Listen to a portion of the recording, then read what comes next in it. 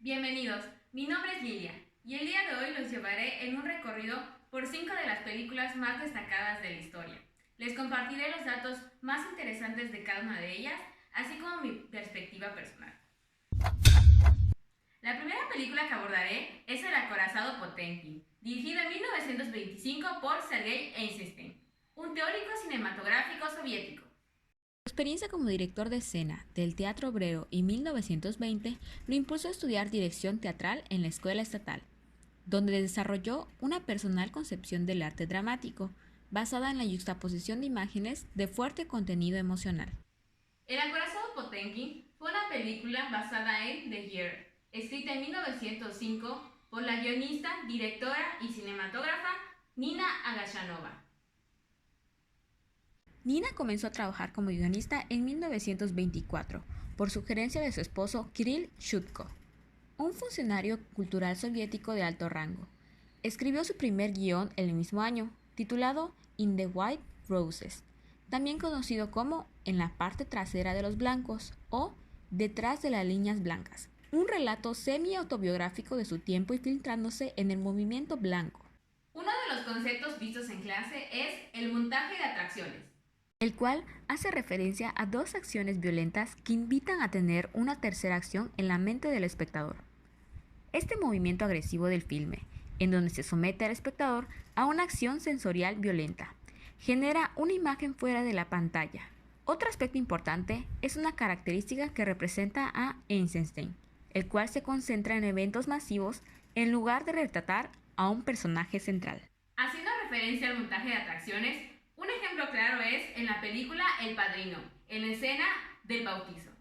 Por otro lado, representar movimientos de la guerra o manifestaciones es un hecho que se retrata en el cine, para contar una historia en el contexto de una crisis social, de tal manera que las personas puedan ver el daño que un enfrentamiento armado crea en la historia de una nación. La película se mantiene vigente debido al valor emocional que cuenta al hacer uso de imágenes con una carga de sentimientos que despiertan en el espectador aquello que se busca comunicar, de tal forma que te sientes inmerso en lo que está sucediendo, llegando incluso a sentir empatía por los personajes. Prueba de esta vigencia son los homenajes que ha tenido la escena de las escaleras en diferentes filmes. En lo personal, me gustó mucho esta película por el argumento que trata. Más que nada es la manera en la que se presenta como una clase trabajadora que siempre está acostumbrada a estar por debajo de aquellos que se creen superiores, es víctima de constantes actos crueles que empiezan a deshumanizarlos. Por ende, con el paso del tiempo, toda esta frustración, esta ira, se va acumulando, lo cual crea que al final exista un punto en el cual todo explote e invita a la participación de las personas para que se rebelen contra aquellos que los han oprimido en constantes ocasiones todo el tiempo. La segunda película de la cual les voy a hablar es La Madre, dirigida en 1926 por Pudovkin, un teórico y cinematográfico soviético. Se dedicó al cine tras abandonar sus estudios de ciencias en la Facultad de Matemáticas de Moscú, como consecuencia del estallido de la Primera Guerra Mundial, durante el transcurso de la cual fue herido y hecho prisionero. Al igual que otros directores soviéticos, complementó su actividad creativa con una importante producción de textos teóricos y programáticos sobre la estética y otros variados aspectos de la expresión cinematográfica. Se interesó de manera especial por el problema del montaje, de acuerdo con la tendencia de la escuela soviética que lo consideraba uno de los elementos más específicos del lenguaje cinematográfico. Al ser una película muda, la musicalización estuvo a cargo de David Bloch y Tikhon Krennikov. Tikhon Krennikov fue un compositor, pianista y líder ruso de la Unión de Compositores Soviéticos, también conocido por sus actividades políticas. Durante la década de 1930, Krennikov ya estaba siendo aclamado como un destacado compositor soviético oficial. En 1948, Andrei Shodunov, el líder de la campaña contra el formalismo, nominó a Krennikov como secretario de la Unión de Compositores Soviéticos. Ocupó este influyente cargo hasta el colapso de la Unión Soviética en 1991. Del director Pudovkin, La Madre fue producto de la escuela soviética, la cual se encargaba de crear contenido con un fuerte sentimiento comunista. Al hacerlas, se invitaba a la reacción de la sociedad para evitar la desigualdad, trabajando todos en conjunto para olvidarse de la propiedad privada. Esta escuela se destaca por crear la primera escuela del cine en el mundo, llamada la Escuela de Cine Estatal de la Unión Soviética. Fundada en Moscú en el año 1919. Por décadas, esta serviría como un modelo para el entrenamiento profesional y la investigación teórica alrededor del mundo. Los soviéticos descubrieron nuevas formas de hacer y contar la historia con ayuda del montaje, haciendo el montaje en la edición. He visto películas como esta, ya que la trama gira en torno a una madre que es capaz de cambiar toda su ideología por el amor que tiene de su hijo y defender aquello que él creía era lo correcto. Y por eso es que esta película, más que nada la trama, se puede ver en diferentes formas a través del tiempo en otro tipo de películas. Ciertamente, es una historia que se retrata muchas veces en las películas, pero no en todas las ocasiones se presenta de una manera tan emocional como en este filme. La película se mantiene en el radar del cine debido a que cuenta la historia sin necesidad de utilizar diálogos, ya que depende por completo de una presentación inteligente en las tomas y a un dinamismo entre ellas, que generan un sentimiento de empatía en el espectador que se ha ido construyendo en torno a la relación entre la madre y el hijo en toda la película. En lo personal, me gusta la película porque reconozco el valor de la historia, sobre todo en la parte final en donde el hijo muere y es ahí en donde la madre se ve enfrentada a todo lo que es para cambiar esa mentalidad y ahora sí ser la imagen y defender el movimiento social por el cual su hijo quería y terminó muriendo. La tercera película es El maquinista de la General, dirigida en 1927 por Buster Keaton, un actor y cinematográfico estadounidense. Hijo de actores, en su niñez participó en el espectáculo de sus padres, llamado Three Keatons, en el cual se mezclaban mímica y acrobacia. Atraído por el cine, decidió abandonar el music hall y en 1917 rodó su primera película, The Butcher Boy, tras la cual dirigió varios cortometrajes protagonizados por el actor Fatih Arbuckle. Keaton compartió créditos en este largometraje con Clyde Bruckman, un escritor y director estadounidense de la época del cine mudo y comienzos del cine sonoro. La riqueza de la experiencia de la comedia muda de Bruckman le valió una posición estable en el departamento de temas cortos de Columbia Pictures. El advenimiento de la televisión y su constante necesidad de material de transmisión le dio a Bruckman un nuevo comienzo.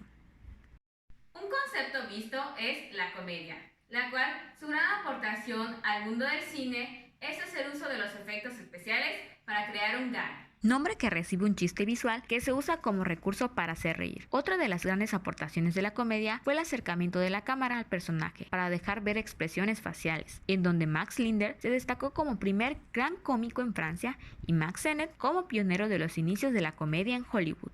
He visto algo así recientemente porque la película aborda la estructura de la comedia habitual. Con su uso recurrente de expresiones corporales exageradas que daban ese ambiente de humor que se requería para expresar lo que se quería, el dinamismo en las tomas, sobre todo en la escena del tren, cuando el protagonista se encuentra arriba de él, es un recurso arriesgado que hasta la fecha sigue sorprendiendo, porque te hace pensar en cómo esto fue posible en esa época. La película se mantiene vigente porque es un clásico del cine mudo y de la comedia, en donde el estilo humorístico, a mi parecer, no pierde su encanto, porque agrega una nueva forma de ver esta corriente en el cine, además de que se puede apreciar el trabajo que fue el producir un filme de este calibre, por el uso de escenarios, vestuario, extras, actores en una época en donde se tenía que trabajar con lo que había. En lo personal, la película me gustó porque cuenta la historia de una manera inteligente, pues este es un género muy difícil de hacer a mi parecer, ya que lo que da risa a algunos puede no generar risa en otros. Entonces, este constante cambio entre las escenas y el personaje hace crear una atmósfera en la cual la persona está siempre al pendiente de lo que va a ocurrir y cuando ocurre algo hilarante, honestamente sí te causa risa.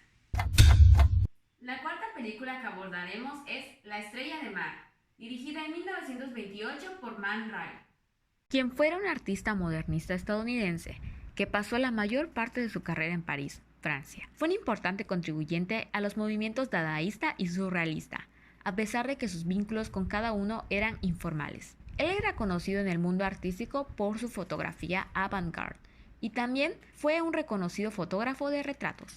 El filme se basó de un poema escrito por Robert Desnos, un poeta surrealista francés y miembro de la resistencia francesa en la Segunda Guerra Mundial. Mientras trabajaba como columnista del periódico Paris Soir, Desnos se convirtió en un miembro activo del grupo surrealista, desarrollando un talento especial para la escritura automática y el sueño hipnótico, publicando a menudo bajo seudónimo, y fue detenido por la Gestapo el 22 de febrero de 1944. Uno de los conceptos vistos en clase es el vanguardismo, cine basado en la fotogenia. Término que hace alusión al cine conformado únicamente por una consecución de fotos. Este movimiento se olvida del argumento dentro de la obra, ya que solo vemos objetos en movimiento. Otro concepto que destaca en esta obra es la innovación que pretendían sus creadores desde el principio, con el uso de juegos visuales en la película.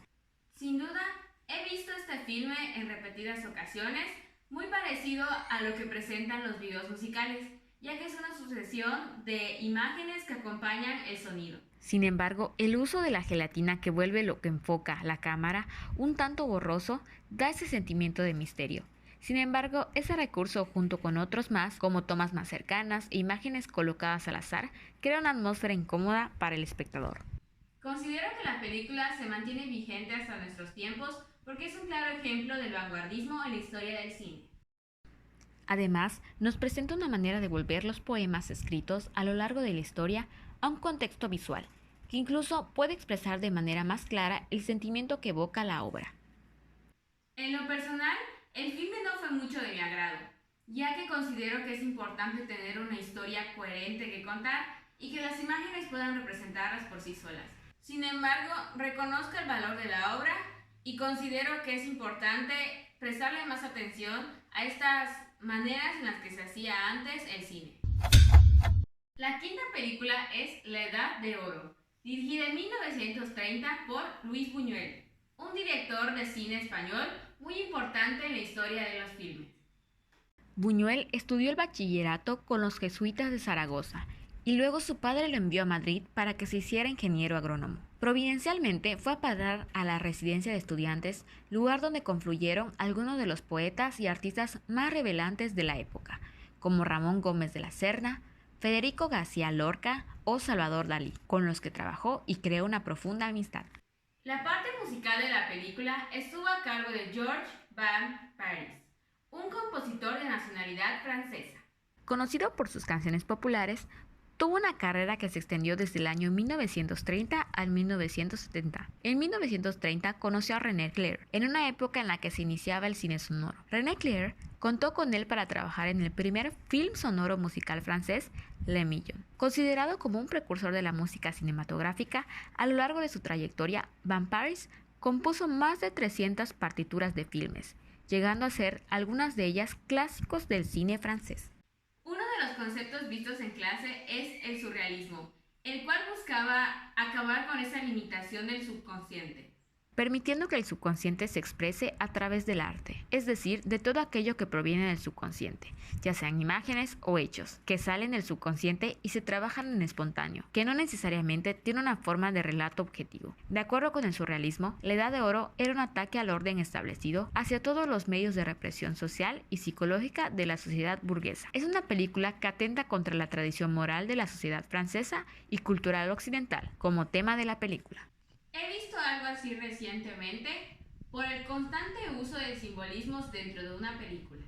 Puedo decir que es un recurso que en su mayoría de las veces se encuentra en las películas, ya sea de manera implícita o explícita, cuando se quiere dejar algo a la imaginación del espectador para que éste mismo trate de darle un significado a lo que está bien. Esto juega con la mente de aquellos que son capaces de darse cuenta de estos simbolismos y su verdadero significado. La película se mantiene vigente al ser un ejemplo del movimiento surrealista, el cual buscaba plasmar por medio de imágenes lo que la mente llevaba en su parte más interna. Como sabemos, la mente es un mar infinito de posibilidades, y grandes líderes en la historia del cine han hecho uso del gran potencial que sus mentes tienen para transportarlo a la pantalla grande. En lo personal, considero que para esta clase de películas es muy importante que el espectador tenga un poco de contexto al respecto, ya que seguirle la pauta solo las imágenes o solo el audio es un poquito difícil. Sin embargo, es una manera diferente de presentar una historia que considero puede ser benéfica para aquellos que buscan cosas nuevas en el film. Es así como damos fin al conteo de las 5 películas. Próximamente hablaremos de otras 5. Quédense conmigo para conocer un poco más de estas obras que dieron vida a la historia del cine.